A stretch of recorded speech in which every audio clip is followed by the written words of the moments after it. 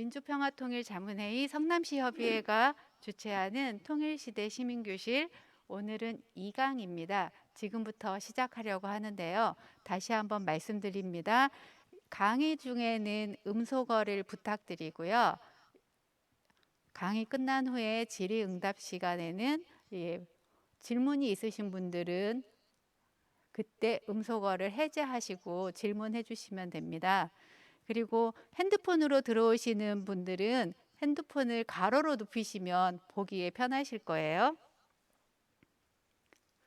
지금부터 통일시대 시민교실 2강을 시작하려고 합니다. 우리경제협력기업협회 정태현 회장님이시고요. 저희 민주평통 상임자문위원이신데요. 정태현 회장님께서 평화경제 실현을 위한 국내 기업의 남북 경협 전략을 강의하실 예정입니다. 자, 잠시 뒤에 회장님 모시겠습니다.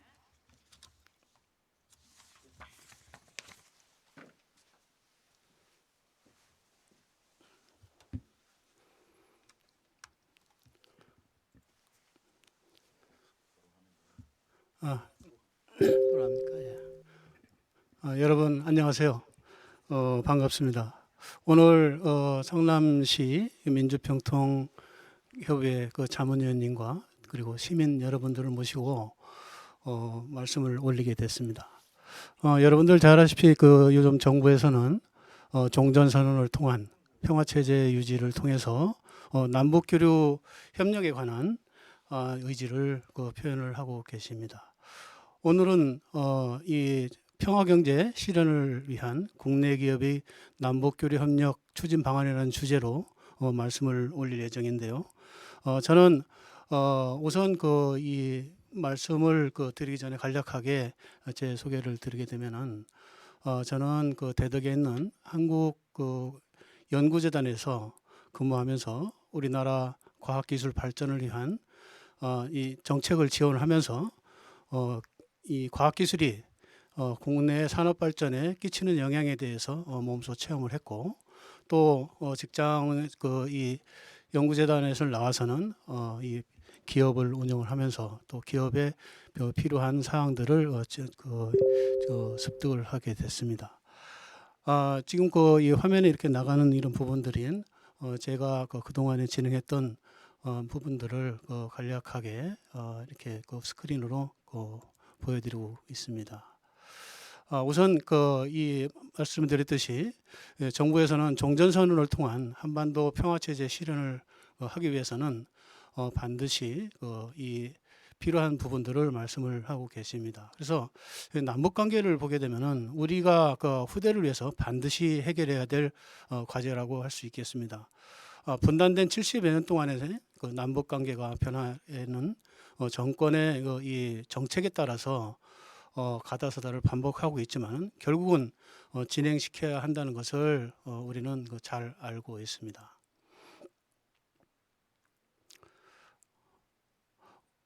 우선 이 남북 교류를 하기 위해서는 우리 대상인 북측과 이 많은 대화가 필요한데요.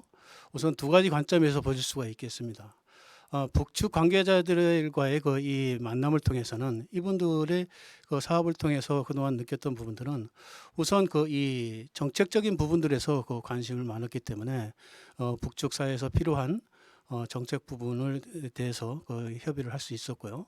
그 다음에 제가 저는 IT를 전공을 했습니다. 그래서 엔지니어의 입장에서 북측에서 필요한 기술의 현황과 적용 방안에 대해서도 협의를 할 수가 있었고요.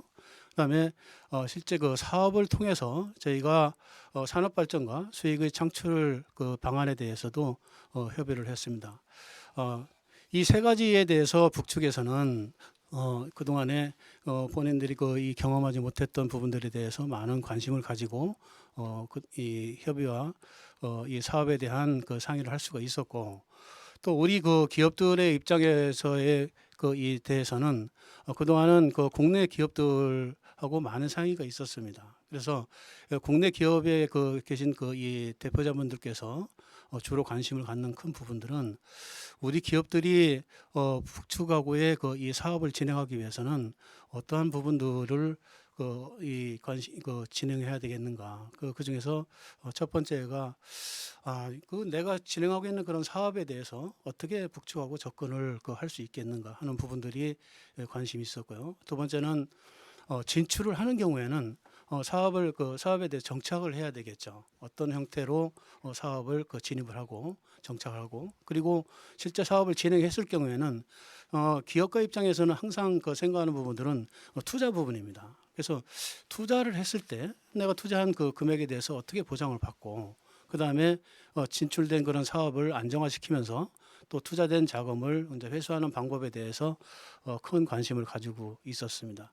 그런데 여기서 중요한 부분들은 여러분들 잘 알다시피 저희들이 분단된 70여 년 동안은 실질적으로 경제 협력을 이룬 것은 개성공업단지입니다. 그래서 이 개성공업단지에서 이 부분적으로 이루어지는 부분들은 큰 도움이 됐었지만은 실질적으로 우리 산업 분야 전 산업 분야에 관련돼 가지고 이루어질 수 있는 다양한 전문성은 어디서 확보를 할 수 있겠는가, 이러한 부분들에 대해서 많은 관심을 가지고 있었는데, 오늘은 제가 이 말씀드릴 그런 내용들은 그동안에 제가 이랬던 이 경험들을 위주로 해서 말씀을 드리도록 하겠습니다.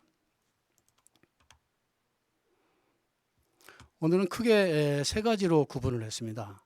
아무래도 이 사업을 남북 교류를 하기 위해서는 우리 정부가 가지고 있는 이 남북 정책과 그다음에 이 방향에 대해서 간략하게 좀 살펴볼 예정이고요.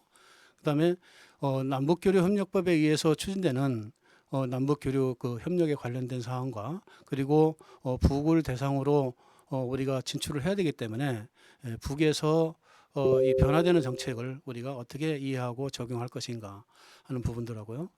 다음으로는 실제로 우리가 이 북에 진출할 수 있는 그런 사업들을 몇 가지 사례를 들면서 또 저희 경험담을 들면서 말씀을 올리도록 하겠습니다.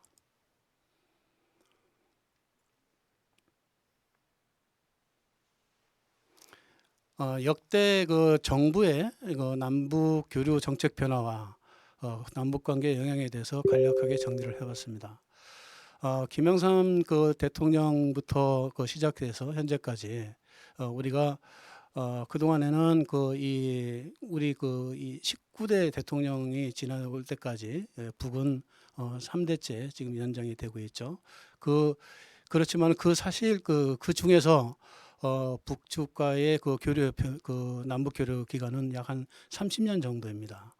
그래서 우선 이 김영삼 각 정부의 이 정책과 교류 현황을 살펴보게 되면은 김영삼 정부에 이르러서 처음으로 이 민족 공동체 통일 방안이라는 것을 발표를 하고, 그다음에 같은 해 11월에 1차 남북 경협 활성화 조치를 발표를 했습니다. 이 발표에 따라 가지고 기업의 총수들을 제외한 기업인 방북 등을 인정을 하게 됐고, 그다음에 약 1회 100만 달러 이하의 위탁 가공용 시설 반출 및 기술자 방북 허용, 그리고 500만 달러 이하의 시범적인 경제 협력 사업을 실시를 할 수 있도록 제도적인 발표를 했습니다. 김영삼 정부의 특징은 우선 이 화해 협력을 위한 남북 경협의 역할을 제시를 했고, 그리고 남북 교류에 대해서는 제한적이고 시범적인 경협 사업의 틀을 조성했다는 데 의미가 있다고 하겠습니다. 그리고 1993년 3월 북한의 NPT 탈퇴 이후에 남북 경협을 유보를 조치를 했었고, 그리고 이 북측의 정상회담을 제안했었으나 김주석 사망으로 성사되지 않았습니다. 다음으로는 김대중 정부의 대북 정책과 남북 교류 현황을 보시게 되겠습니다. 실질적으로 이 남북 경협이 이루어질 수 있는 이 틀은 김영삼 정부에 이어서 김대중 정부에서 이 확실하게 제도적으로 보장이 됐다고 볼 수 있겠습니다. 98년 2월에 2차 남북 경협 활성화 조치가 발표되면서 김영삼 정부에서 제한적으로 제한적으로 인정했던 남북 교류 사업에 대해서 전면을 허용했습니다. 우선 그 대기업 총수하고 경제 단체장의 방북을 전면으로 허용을 하고 또 수시로 방북을 할 수 있도록 허용을 했습니다. 다음으로는 그 대북 투자 규모를 제한을 완전히 폐지했고 대북 투자 제한 업종에 대한 부분들도 폐지하고 과연 생산 설비 대북 반출에 대해서도 전략 물자를 대해서는 자유롭게 이 반입할 수 있는 것으로 풀어졌습니다. 그리고 2000년대 처음으로 남북 정상회담이 회담을 하면서 6.15 공동선언을 발표했죠. 잘 아시다시피 우리가 이 정부의 이 공식적인 통일 방안인 민족 공동체 통일 방안에 2단계까지 합의를 하고 그다음에 남북 경협을 위한 제도적인 장치를 마련한 것이 특징이라고 볼 수가 있겠습니다. 다음은 이 노무현 정부에서는 남북 대형 합작 사업을 추진할 수 있는 기반을 조성한 것이 특징입니다. 그래서 2003년도 6월 달에 개성공단을 착공을 했고 2006년도 11월에는 북한 근로자가 1만 명을 고용을 돌파를 했습니다. 그리고 2007년 1월에는 누적 생산액의 약 1억 달러를 돌파를 하는 실적을 올리게 됐죠.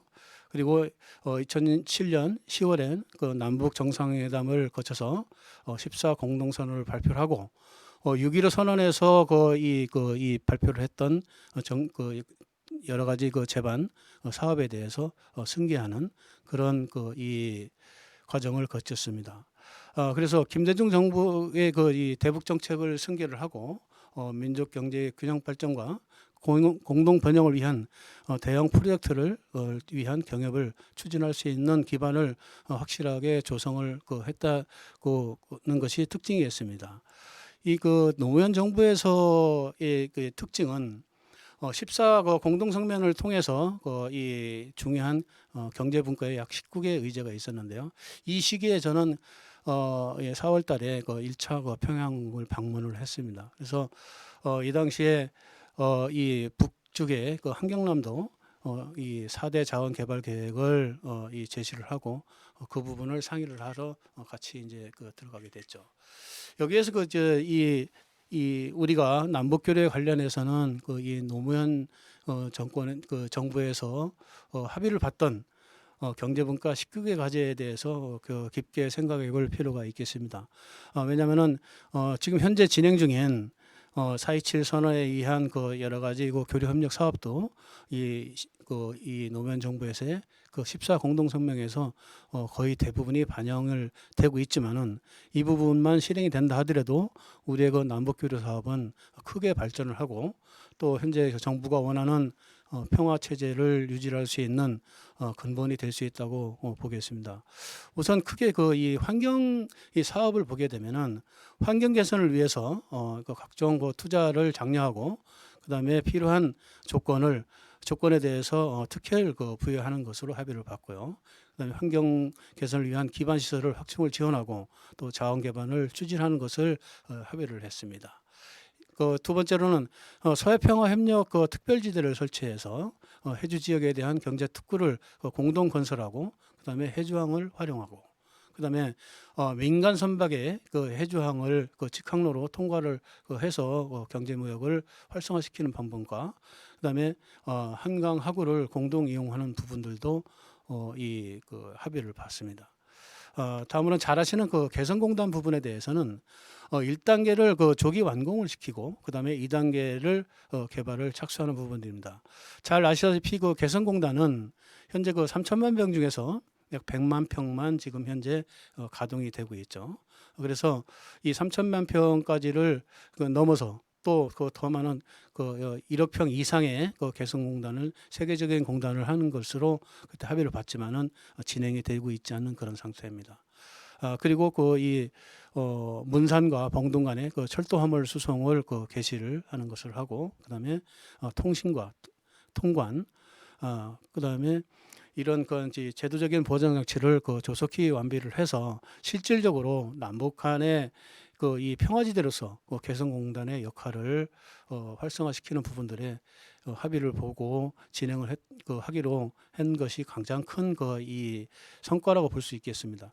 그리고 새로운 경제협력을 이 방안으로는 개성과 신의주의 철도를 개보수하고 이것을 공동을 활용하는 내용하고, 그다음에 중요하게 지금 후에 이제 설명을 또 드리겠지만은 조선협력단지를 이 공동 개발하는 방안으로 해서 남포 공업단지와 그다음에 안변 지역을 건설하는 부분들도 합의를 했습니다. 그리고 요즘 우리가 얘기하는 농업, 보건의료, 환경보호 협력 부분에 대해서도 이미 합의를 본 상황입니다. 이들 4개 사업들, 대규모의 4개 사업들을 진행하기 위해 가지고 남북이 이 공동 운영할 수 있는 남북경제협력공동위원회를 운영할 수 있도록 합의를 본 것입니다. 다만 이렇게 중요한 합의를 보았는데도 불구하고 정권 말기에 이 협의된 내용들이 다음 정권으로 이행이 되지 않는 부분들이 좀 안타까운 상황이었었죠.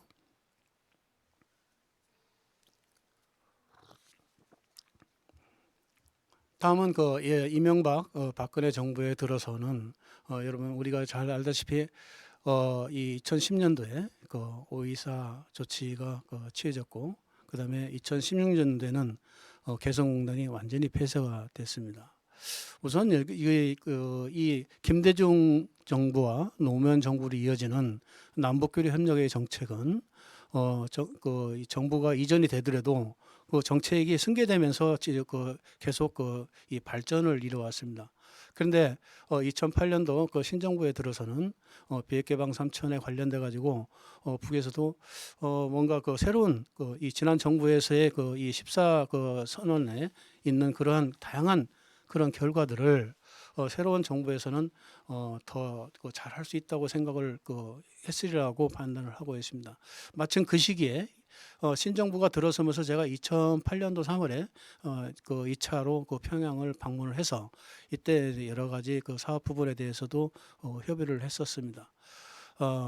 그때까지만 해도 상당히 이 남북교류에 대한 부분들은 좀 희망적으로 생각을 했었습니다. 그런데 이 정부에서 이 이명박 정부에 들어서면서 새로운 정책이 실행이 되면서 이전 정부에 대한 정책에 대해서는 전혀 공유를 하지 않은 것 같습니다. 그래서 사실적으로는 이 시기에는 이 우리가 남북 교류는 완전히 중단됐다고 볼 수가 있겠습니다. 그리고 가장 안타까운 부분들은 2016년 2월 10일 날 여러분도 잘 알다시피 급작스럽게 이 개성공단에 있는 우리 기업들이 이 물건도 못 챙겨오고 거의 쫓겨나다시피 왔습니다. 시간이 지나서 나중에 확인한 결과 이것은 이 우리가 일방적으로 폐쇄를 결정한 부분들입니다. 아마 정책적인 부분들이 이 많이 반영이 됐는데 이 부분에 대해서 아주 큰 현재 이까지도 우리 기업들이 어려움을 겪고 있는 상태죠.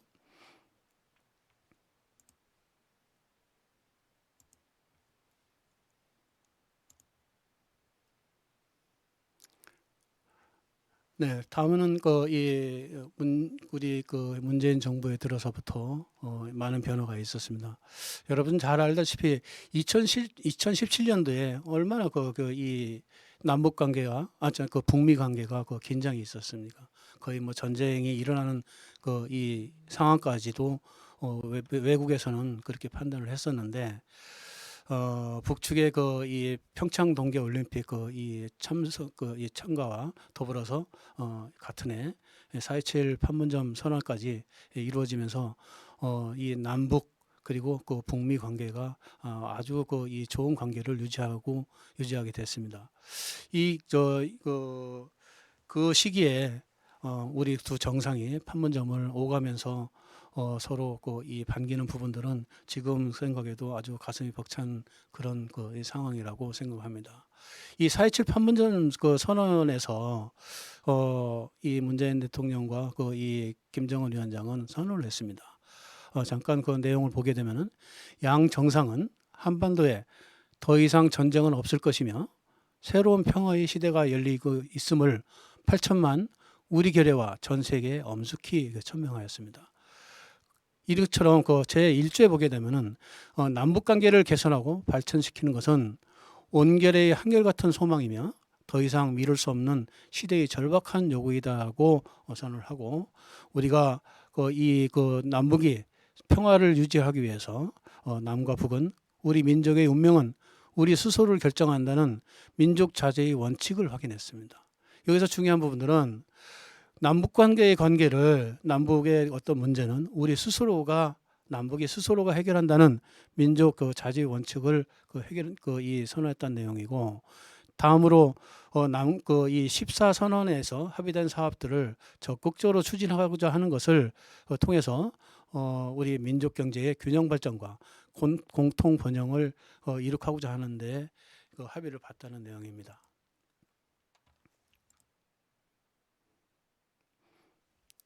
그리고 아주 놀라운 일이 발생이 됐습니다. 우리 이 분단 70년 만에 우리 대통령이 처음으로 평양에 이 시민을 대상으로 이 평화의 이 메시지를 보냈습니다. 여기에서 우리가 볼 것은 김정은 위원장이 능라도 이 경기장에서 우리 문재인 대통령을 소개를 하면서 역사에 남을 수 있는 그런 이 소개를 했죠. 우리 대통령께서는 이 평양선언을 통해서 다음과 같이 얘기를 했습니다. 남과 북은 우리 민족의 운명은 우리 스스로 결정한다는 민족 자제의 원칙을 재확인했습니다. 앞서 4.27 선언에 있던 부분들을 다시 한번 강조를 한 거죠. 그리고 판문점 선언의 철저한 이행으로 새롭고 높은 단계의 남북 관계의 진전을 하기 위해서 크게 두 가지의 거기에서 합의를 다시 한번 보고 선언을 했습니다. 우선 아직까지 이 정전 휴전 관계에 있는 남북 관계의 군사 분야에 대해서 적대적 관계를 완전 해소를 위해서 군사 분야에 대한 합의를 받고 현재까지도 잘 지켜주고 있습니다. 두 번째로는 민족 경제의 균형 발전을 위해서 그동안에 미루었던 철도 및 도로를 연결하고, 그다음에 금강산 관광도 재개하고, 또 개성공단 가동과 더 중요한 것은 김정은 위원장이 서울을 방문을 하기로 합의를 본 것입니다. 이처럼 이 4.27 선언에 이어서 이 평양을 방문해서 북측의 인민들한테 대상으로 우리 양측 정상이 약속했던 이런 이 사업의 내용들은 굉장히 중요하고, 또 어떤 형태든지 우리가 꼭 지켜야 될 그러한, 또 신뢰를 지켜야 될 본인 기본이라고 생각을 하고 있습니다.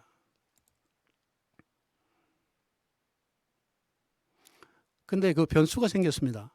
9월 19일 날 평양 선언 이후에 우리 팀들이 돌아오고 나서 갑작스럽게 한미 워킹 그룹이라는 것이 출범이 됐습니다. 물론 한쪽에서는 한미 워킹 그룹의 이 순기능을 얘기를 하고 있습니다. 미국이 이 유엔에 이 영향력이 있는 가장 큰 이 국가이기 때문에 남북 관계를 사전에 협의를 하는 차원에서 이 워킹 그룹과 협의를 하게 되면은 유엔 제재 해제라든가 이런 부분들에 훨씬 잘 이 적용이 될 것이다 하는 그런 얘기를 했지만은, 사실은 우리 남북 관계를 이 제한하는 어떤 굴레로 이 영향을 끼치고 있습니다. 그래서 잘 아시다시피 2019년 2월 달에 하나의 북미 회담이 이 결렬이 되면서 우리 남북 관계는 공식 채널이 단절이 됐습니다. 남은 이 기간 동안 우리가 잘 될 거라고 예상이 됐던 북미 관계의 이 결과가 예측을 빗나간 거죠. 결국은 5개월, 약 6개월 정도 되죠. 6개월 정도라는 기간을 우리가 좀 기간을 놓쳤다고 생각합니다. 결정적인 어떤 실수 부분이라고 생각하고, 그 결과에 의해서는 결국에는 이 영향을 받는 것은 우리 기업들이죠.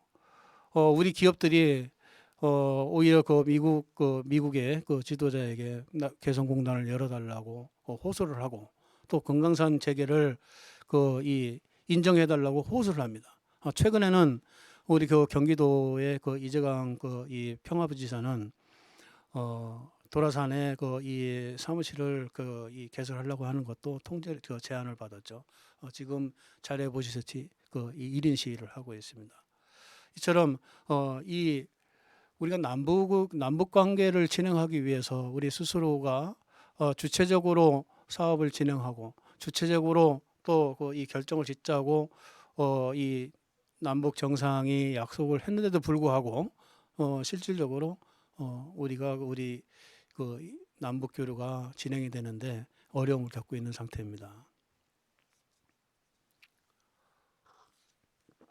지금까지 잠깐 간단하게 그 지난 정부의 그 정책을 그 이 판단을 봤습니다. 다음으로는 그러면 그 남북 교류 협력을 위해서 우리가 그 관심을 가져야 될 부분들인데요. 우선 그 남북 교류를 그 위해서는 그 경제적인 그 사업을 포함을 해서 사업을 그 해야 되겠는데요. 우선 그 남북 교류에 관련된 부분들은 국내 법에 의해서 그 적용을 되고 있습니다. 그래서 국내 그 이 현행 법률과 정부의 정책 방향, 그다음에 남북 교류를 그 활성화하기를 위해서는 가장 그 이 비교를 할 수 있는 부분들은 현재 북중 간의 교류 방법입니다. 북중 간의 교류 방법을 간략하게 말씀을 드릴 예정이고요. 그리고 그 지금 앞서 말씀드린 그런 정책 변화에 따라서 북측에서도 그 정책을 그 변화를 시키고 있습니다. 이 부분에 대해서 간략하게 대응하는 방법을 한번 찾아볼까 생각을 하고요. 그리고 또 이 남북 교류를 위해서는 반드시 그 이 활성화를 위한 어떤 생태계를 조성을 해야 됩니다. 이 조성 방안에 대해서도 의견을 드리도록 하겠습니다.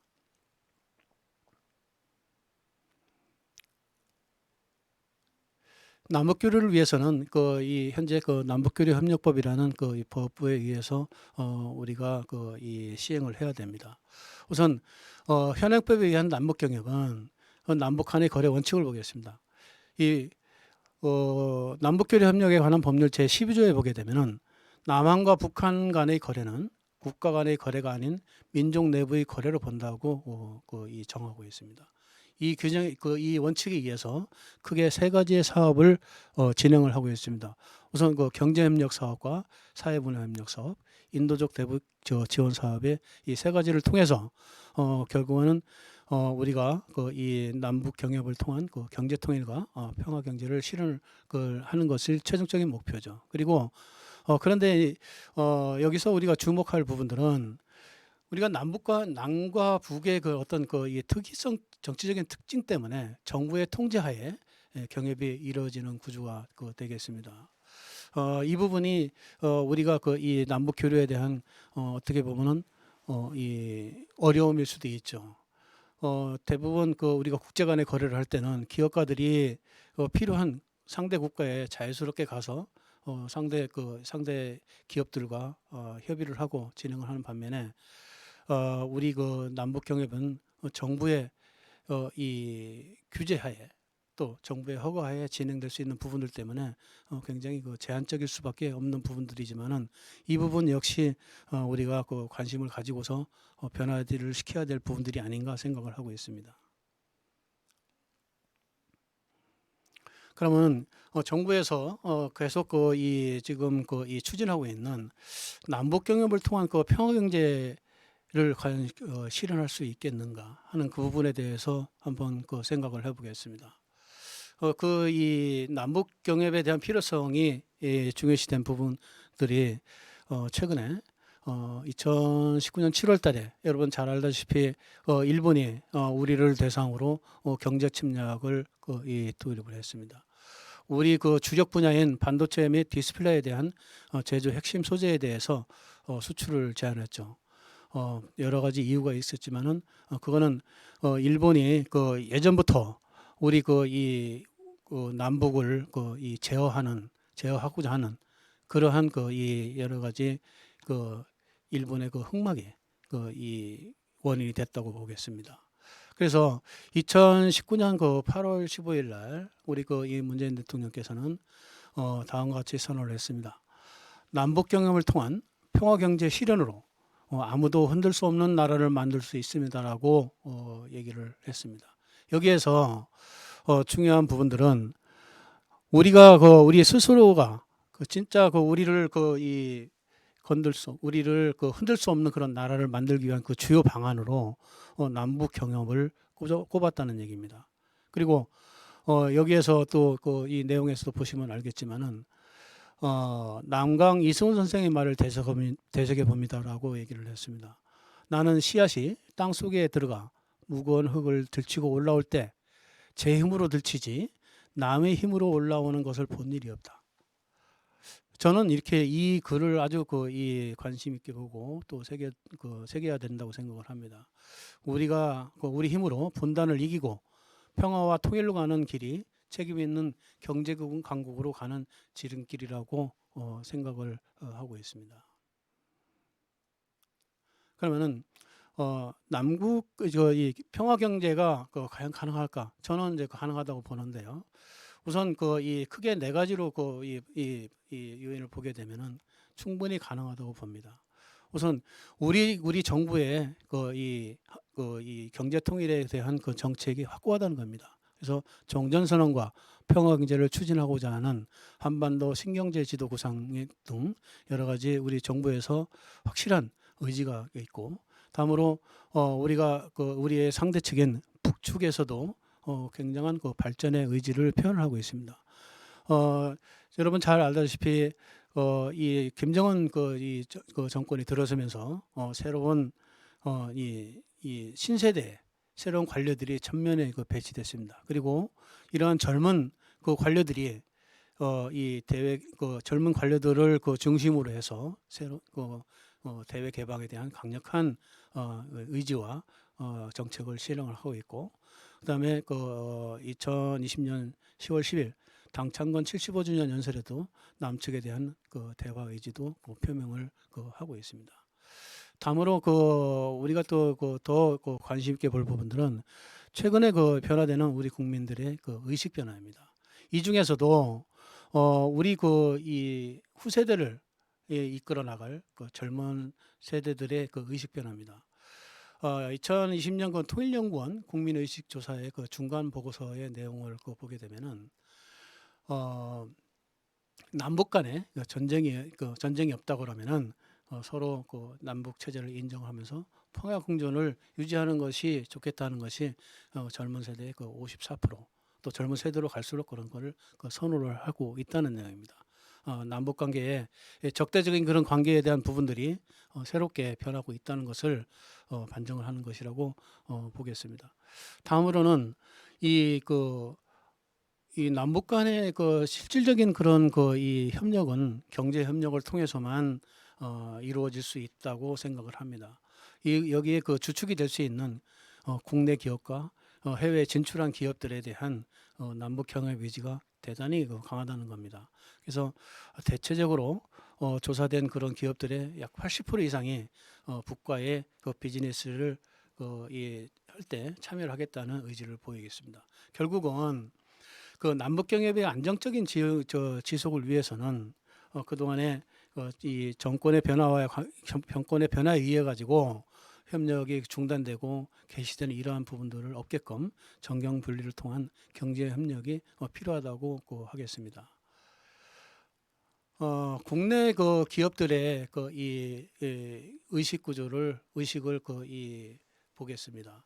2018년도에 무역협회에서 조사한 내용들인데요. 여기에서 대북 비즈니스에 대한 참여 의향에 대한 건 약 80%가 하고 싶다. 그런데 정부가 우선적으로 해결할 그런 사항들은 위험을 없애주고 정부가 제도적인 지원을 해줬으면 좋겠다 하는 그런 내용들입니다. 그래서 국내 기업들이 북측과의 경제 협력을 통해서 얻는 가장 중요한 부분들은 그동안 이 해외에서 얻지 못했던 새로운 사업의 기회를 창출할 수 있는 기회가 있고, 그다음에 이 대륙으로 연결되는 그러한 물류를 포함해서 동북아 물류의 어떤 중심 역할을 하는 부분들로 해서 기업의 기능을 활성화시킬 수 있겠다 하는 그런 내용들이고요. 이 조사에 참여했던 그런 기업들의 대체적으로 보게 되면은 대북 사업 경험이 있는 없는 기업이 약 90%고 있는 기업이 약 10%지만은 이 부분 모두 경험이 있고 없고와 관계없이 대북 비즈니스를 참여를 하겠다는 의견을 보이고 있습니다. 다음은 해외 기업에 대한 이 의식을 보겠습니다. 아무래도 우리 기업들이 많이 해외에 나가 있는데요. 기업들이 해외에 진출할 이유는 진출 국가에 대한 시장 진입도 목적이 있지만은 진출 국가에 유리한 생산 인프라가 가장 중요한 요인이었습니다. 최근에 이 코로나 이 여파로 인해 가지고 세계의 이 생산 공장인 중국이 이제 타격을 받고 있고, 또 우리도 코로나 여파에 의해 가지고 생산에 차질을 빚고 있습니다. 그래서 결국은 이제 리쇼어링이라고 해서 해외에 진출되어 있는 그런 기업들이 다시 본국으로 돌아오는 그런 현상이 이루어지고, 또 장기적인 그런 이 해소를 위해서 정부에서도 이 회귀하는 돌아오는 그런 기업들에 대해서 정책적인 지원을 하고 있습니다. 근데 우리가 해외에서 지금 많이 나가 있는 업체 중에서 중국과 베트남 또 인도 독립국가 연합을 크게 이 사례를 들어보게 되면은 현재 우리 기업들이 가장 많이 나가 있는 데가 중국입니다. 중국에서도 윤영성에 약 3,500개 기업이 분포하고 있습니다. 이 기업들이 처음에부터 처음에는 아주 정착을 잘 하고 있지만은 시간이 지나면서 중국이 변화하면서 중국에 들어와 있는 해외 기업들에 대한 정책이 약간 좀 부정적으로 되고 있죠. 그리고 인건비도 많이 상승이 되고, 그렇기 때문에 많이 이 대부분 동남아로 이전을 하고 있습니다. 근데 이런 이 중국에 있는